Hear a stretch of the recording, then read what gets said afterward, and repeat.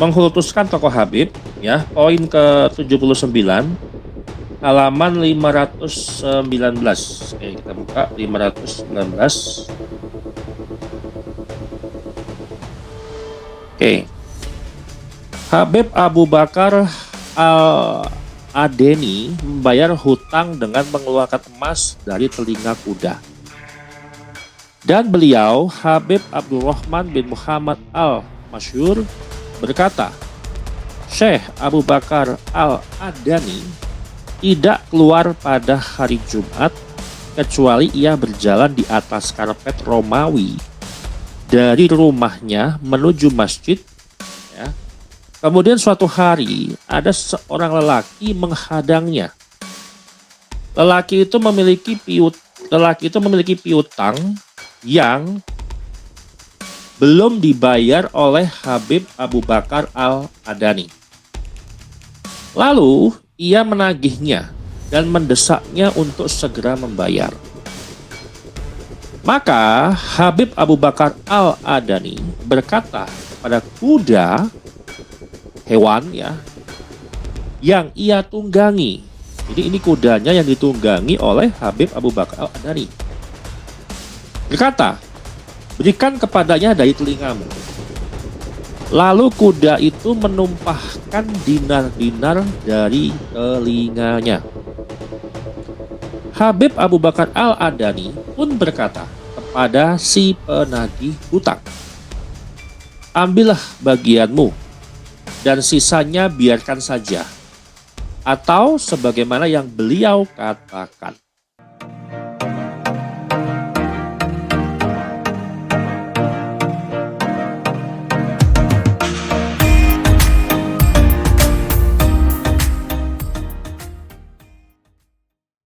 Bismillahirrahmanirrahim. Assalamualaikum warahmatullahi wabarakatuh.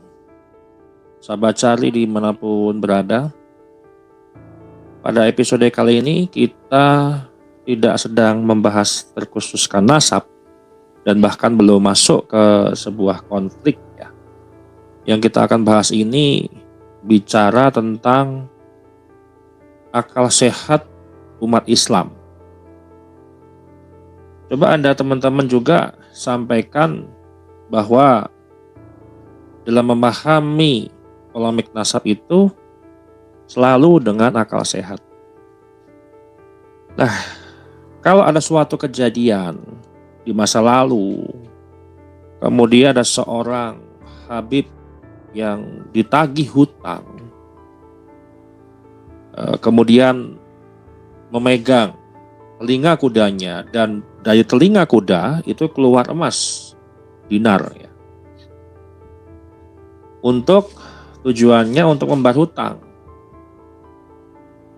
Sama halnya ketika Anda ditagih hutang, Anda mengeluarkan uang.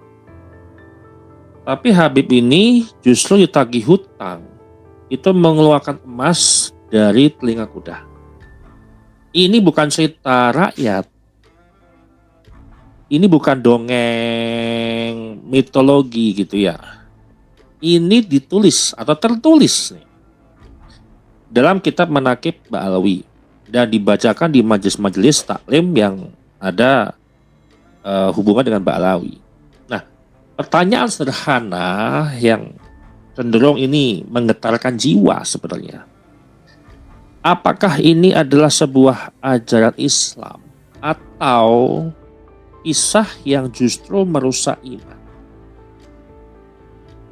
Nah, ini yang mau kita bahas di dalam buku Gus Aji Jasuli dan GJKT Nurhiyah Ahli Negoro yang berjudul Membongkar Ajaran Khurafat Habaib Ba'alawi. Dengan sangat cerdas, dengan sangat strategis, Gus Aziz memproduksi seluruh kitab-kitab literatur Ba'alawi menjadi satu kesatuan yang secara intisari membahas terkait khurafat. Kita akan baca, kita akan bedah sedikit. Dan ini konsepnya adalah saya menganalisis secara tekstual. Saya membaca apa adanya dan saya membaca teks gitu ya. Dan ini terdapat di halaman di poin khurafat untuk mengkultuskan tokoh Habib. Nah, di sini di halaman sorry, bukan mengkultuskan ya, tapi oh iya benar, mengkultuskan tokoh Habib ya, poin ke-79 halaman 519. Oke, kita buka 519. Oke. Habib Abu Bakar Al-Adeni membayar hutang dengan mengeluarkan emas dari telinga kuda. Dan beliau, Habib Abdurrahman bin Muhammad Al-Masyhur, berkata, Syekh Abu Bakar Al-Adani tidak keluar pada hari Jumat kecuali ia berjalan di atas karpet Romawi dari rumahnya menuju masjid. Ya. Kemudian suatu hari ada seorang lelaki menghadangnya. Lelaki itu memiliki piutang yang belum dibayar oleh Habib Abu Bakar Al-Adani. Lalu ia menagihnya dan mendesaknya untuk segera membayar. Maka Habib Abu Bakar Al-Adani berkata kepada kuda, hewan ya, yang ia tunggangi. Jadi ini kudanya yang ditunggangi oleh Habib Abu Bakar Al-Adani. Berkata, berikan kepadanya dari telingamu. Lalu kuda itu menumpahkan dinar-dinar dari telinganya. Habib Abu Bakar Al-Adani pun berkata kepada si penagih hutang, ambillah bagianmu dan sisanya biarkan saja, atau sebagaimana yang beliau katakan. Penjelasan daripada Gus Aziz, telinga kuda bukanlah tempat penyimpanan benda, apalagi logam mulia.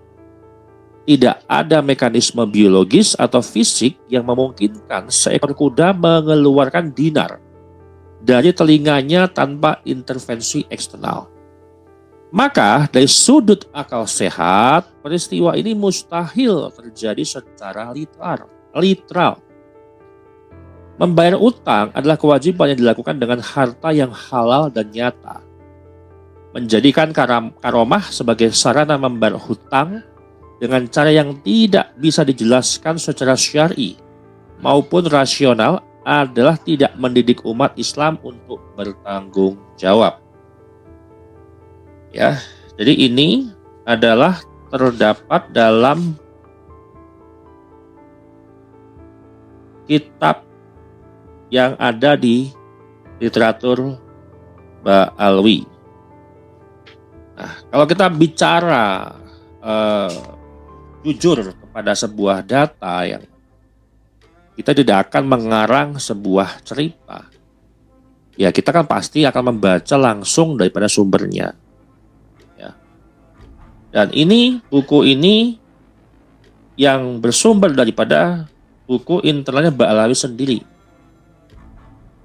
Dan dalam kitab itu, kisah tersebut tidak pernah dikritisi, tidak dipertanyakan, dan tidak diberi catatan kehati-hatian. Ini jadi masalah. Nah, analisis rasionalnya, Islam tidak pernah memusuhi akal. Ya, yang dimusuhi Islam adalah kesombongan akal. Nah, tapi kisah yang ada di buku ini bukan melampaui akal, melainkan menabrak akal. Ya, tidak ada saksi, tidak ada sanad kejadian, kemudian tidak ada pengujian, tidak ada verifikasi. Jika kuda bisa mengeluarkan emas, nih logikanya kita teman-teman ya, maka ekonomi Islam itu tidak akan pernah krisis. Ini aneh, ya, aneh. Artinya semua orang yang punya hutang, yang punya kuda, nah, terutama yang punya kuda, itu bisa membayar hutangnya dan bisa mengeluarkan emas dari telinga kuda. Ya mungkin butuh bantuan lah daripada Habib, siapa nama di sini tadi, Habib Al-Adani ya, untuk dilus-elus ya supaya keluar emas untuk apa? Untuk membayar hutang.